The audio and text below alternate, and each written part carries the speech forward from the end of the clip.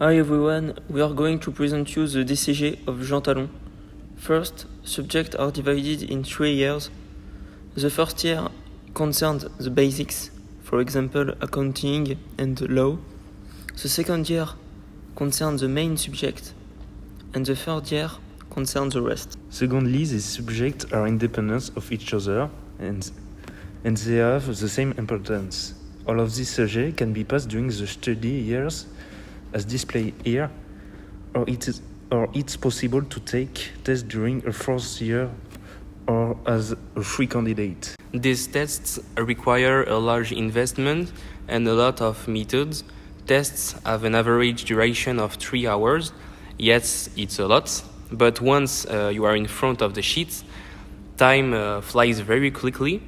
After the DCG, you have access to accounting job, to law job, or you can create your own business.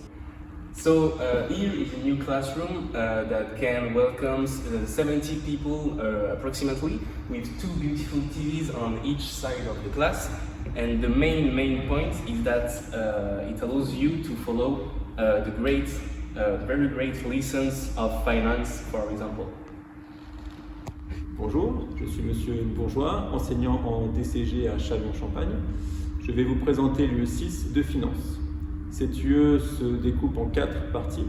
La première partie de l'année aborde le diagnostic financier à travers l'étude du bilan et du compte de résultat.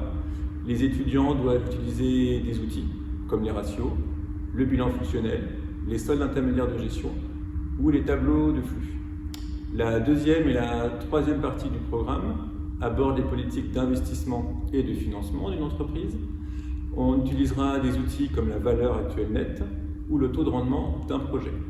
Au niveau du financement, les étudiants étudieront les différents financements qui existent.